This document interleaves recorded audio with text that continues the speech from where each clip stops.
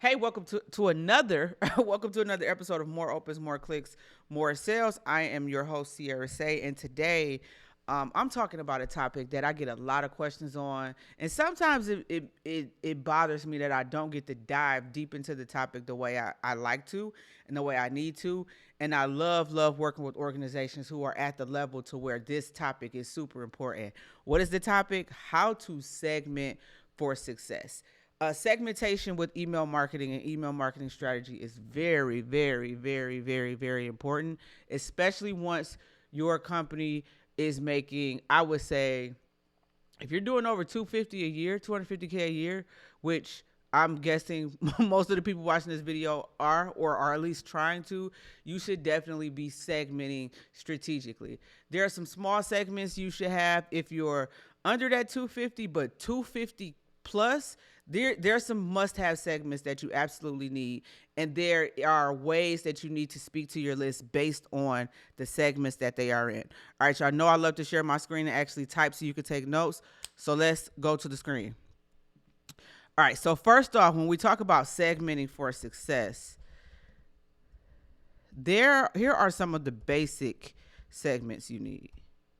You need leads, right? So the people who are opting into whatever you have in the marketing streets that you're running around. You need leads. That needs to be a segment. You need customers who is ever buying. Here's another kicker. If you have multiple products and services, you need a segment for every product service that you've sold, right? So every product slash service you sold, literally every single one. You need segments for if you're doing any type of workshops or events. So you need events, that needs to be a segment. And last but not least, like the core five to start off, you need a segment for individuals who used to be customers, so old customers, or we can call them win backs. That's what I like to call it. So win backs. So those are the five core segments. Now, how you speak to each segment, this is when email marketing gets really fun for me. Like I nerd out on it. This is where it gets fun because this is where you really have to, number one, have someone on your team who's an actual real direct response copywriter, meaning they understand not only your customer value journey, but they understand the mentality of the individual on the other end of the email based on where they are. So a lead means, in general, in most cases, this is somebody who just got something for free, right? And actually, just to go deeper with your leads, if you have multiple lead magnets, those need to be segmented as well. So this person came in from a free workshop. This person came in because we bought a booth at this event, and we had something set up. This person came in because we did a quiz. So each type of lead magnet needs to be segmented based on that as well. And then you can get down like super minute and even speak to those people different. But I'm going off on a deep end. All right. So multiple lead magnets need to be segmented, right? Just type that on a document. So back to what I was saying. So this is where either you having that skill set, but ideally you guys are like marketing managers, marketing directors, like you're running a marketing department. You're probably not sending these emails yourself, right? So this is where you need to have an actual real copywriter on the team, or you have to have access to one, because once again, you can't send mass emails to people in every step of this journey at the level that you are at. And I'm using 250K as a baseline. That number could be higher, but I just want to use it as a baseline because what I see often is people start making 255 a meal plus, and because they don't have any segments, it's difficult to kind of go back and clean this up. So you do want to get in the habit of creating segments early in the game. And if you have a marketing manager, if you have a marketing director, or if you are one, here are the five that you need right now. And then for each of these segments, you need to have an email marketing strategy for the segments. So this is where sequences come into play, right? Instead of just a general daily email or a general mass email 3 days a week, this is where you need to develop an email marketing calendar. And you're saying to yourself, all right, for people who have went through this quiz, how are we speaking to them this week, and what are we offering them, or where are we sending them? Like, what does that sequence look like? For our current clients, our current customers, what do we have for them? Is there anything we need to keep them in the loop on? Are there any new resources or tools we need to share with them? Whatever that looks like for your company in terms of how you communicate with customers, you never, ever, ever want to stop communicating with them just because they paid you. All right. So for every product or service that you've sold, it's kind of hard to get like deep into this when it comes to the strategy, because depending on the product or service, the way, like what you're talking about, it could vary. I want to use the beauty industry for a minute, because right now is one of my favorite industries to study from an email marketing standpoint. So if you work for a beauty company, and let's just say you sell makeup, and you have your list of people who've bought all of the eyeliner, but you've noticed half of these people only have eyeliner, they don't have foundation, they don't have like the eyebrow pencil, you can then create a sequence like helping them understand why they need one of these other items that goes along with what they already have. And it's really easy to make that connection when someone sells a product. With the service, it just depends on what services you have and what your offer suite looks like. Events. So if you have a list of people who've been to events, obviously you always want to keep them updated on what's coming, but you also want to look and see, okay, did they just come to this event? Are they a current client? Did they buy anything else? And figure out, how do we get them to buy something else, especially if they've only been to an event?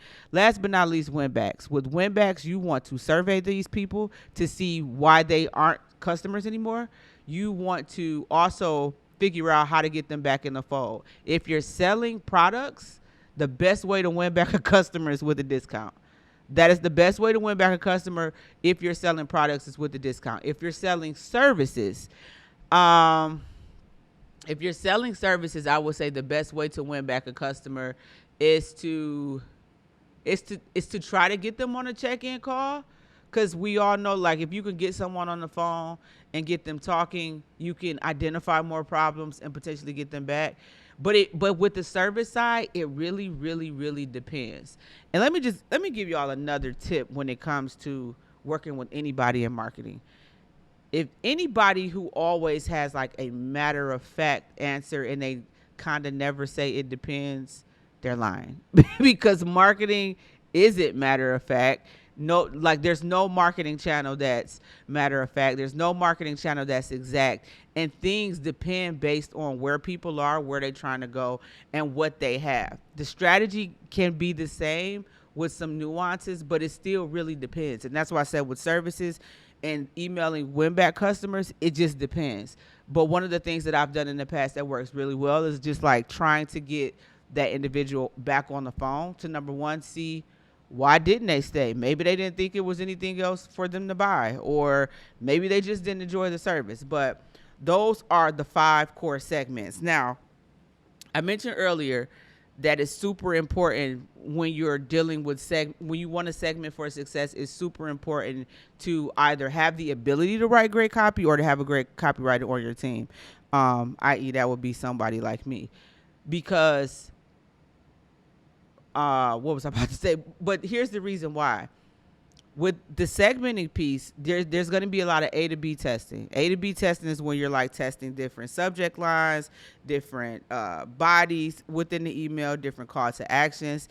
And it has to be done in a way where the positioning is different. And that's what having a good copywriter on your team, or having access to one, even if it's someone you could just consult with, like, hey, here's this sequence, let me know what you think. But that's where having a good copywriter on your team comes into play for email marketing. It's one thing to have an email marketer who just automates and just schedules. It's another thing to have someone who also understands copywriting. All right, so those are the 5 core segments we got. So your leads based on the lead magnet, that's what that should say. It's kind of sloppy. Leads based on the lead magnet, your actual customers, a segment for every product or service you have, a segment for every event that you do. So let's get deeper into the events though. So let's say, I think just about pretty much every organization I've worked with, whether small or large, they've have had some type of like online event, right? So when you're doing online events, you want to segment the people who registered, the people who attended,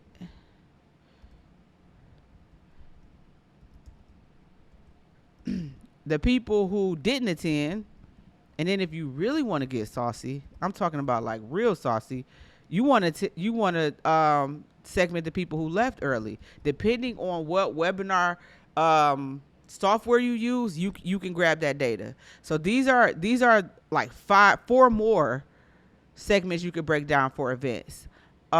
Win back customers, that pretty much stays the same. Segments for every product or service, customers, multiple lead magnets.